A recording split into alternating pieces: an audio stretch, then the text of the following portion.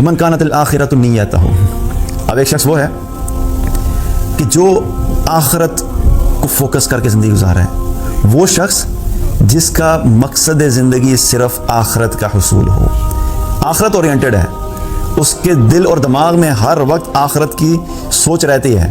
میں دنیا کے لیے نہیں آیا، میں دنیا میں مال کمانے نہیں آیا، میں دنیا میں اپنی گاڑیاں اپ گریڈ کرنے نہیں آیا، میں دنیا میں جو ہے وہ بڑے بڑے گھر بنانے کے لیے نہیں آیا، میں دنیا میں صرف جو ہے وہ شہرت کے لیے اور اچھی لکس کے لیے ان کاموں کے لیے نہیں آیا.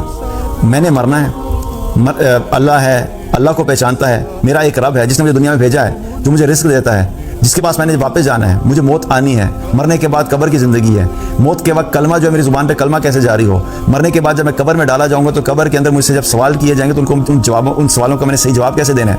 جب میں قبر سے اٹھایا جاؤں گا تو قبر سے لے کے حشر تک کا جو سفر ہے وہ میں نے اس کے اوپر میں سواری پہ آنے کے لیے مجھے کیا کام کرنے ہیں.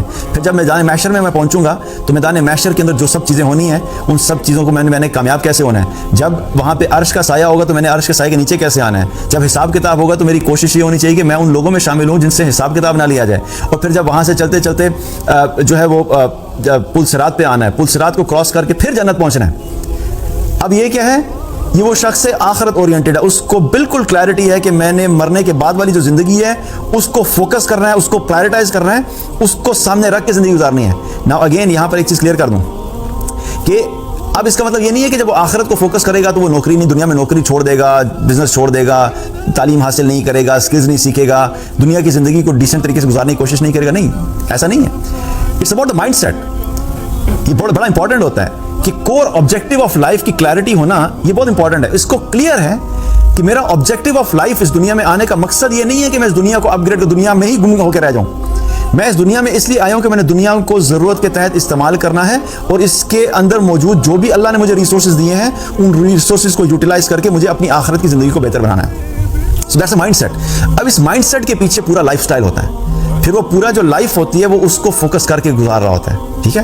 اب اس شخص کے بارے میں آ رہا ہے کہ جس کا مقصد زندگی آخرت کا حصول ہو، وہ آخرت کو فوکس کرنا چاہتا ہے اور اس کو آخرت کو فوکس کر کے زندگی گزارتا ہے. اب ایسے شخص کے لیے بھی کیا ہے؟ 3 چیزوں کا ذکر ہے. ان پٹ ایک ہے لیکن 3 آؤٹ پٹس ہیں. ان میں سے پہلا کیا ہے؟ جمع اللہ لہ امرہ. جو شخص آخرت کو فوکس کر کے اپنی زندگی گزارتا ہے اللہ اس کے معاملات کو سمیٹ دیتا ہے. Going back to the example وہ جو کبوتر والی دی تھی. اب یہ وہ شخص ہے کہ یہ اگر کام کرتا ہے تو جو کام اگر 12 گھنٹے میں ہونا تھا اللہ اس کا کام 6 گھنٹے میں کرا دے گا. ایگزامپل بتا رہا ہوں، آدھے ٹائم میں کرا دے گا. یہ تھوڑی محنت کرے گا، اس کی تھوڑی محنت کے نتیجے میں اللہ اس کو زیادہ دے دے گا. یہ تھوڑی سی ایفرٹ کرے گا، اللہ اس ایفرٹ کے اندر پروڈکٹیوٹی بڑھا دے گا اور اللہ اس کے کاموں میں آسانی کر دے گا، اللہ اس کے معاملات میں برکت دے دے گا. اور ایسے میں نے لوگ دیکھے ہیں، دونوں سائڈس کے لوگ دیکھے ہیں. ایک وہ لوگ بھی دیکھے ہیں جو دنیا دار صرف دنیا پہ بھاگتے رہتے ہیں، صبح سے لے کے رات تک، ویکینڈز کے اوپر بھی صرف وہ کام ہی کر رہے ہوتے ہیں، اس کے باوجود بھی ان کے حالات ایسے ہوتے ہیں کہ ان کا کام ختم ہی نہیں ہو رہا.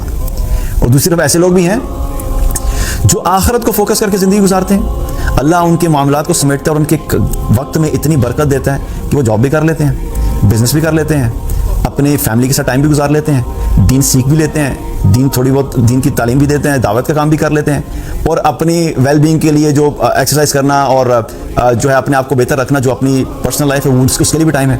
اللہ ایسے لوگوں کے معاملات کو کیا کرتے ہیں؟ سمیٹ دیتے ہیں اور برکت دے دیتے ہیں. وہ ہوتے اس کے پاس بھی 24 گھنٹے ہیں اور ان کے پاس بھی 24 گھنٹے ہیں. ان کے ٹائم کی جو گھڑیاں وہ الگ نہیں ہو جاتی، کوئی دونوں کے پاس 24 آورز ہیں، لیکن اللہ ایسی برکت دے دیتا ہے کہ اس کے سارے معاملات بڑے آرام سے، سکون سے وہ کرتے ہیں اور ایک decent, reasonable, settled, stable life وہ گزار رہے ہوتے ہیں. تو یہ کیا ہے؟ یہ پہلا انعام اللہ کی طرف سے ہے کہ اللہ تعالیٰ اس کے معاملات کو سمیٹ دیتا ہے. اور اس کا کانسیپٹ یہاں سے بھی سمجھتا ہے کہ اللہ سبحانہ وتعالیٰ ایسے شخص فرشتوں کے ذریعے بھی مدد کرتا ہے.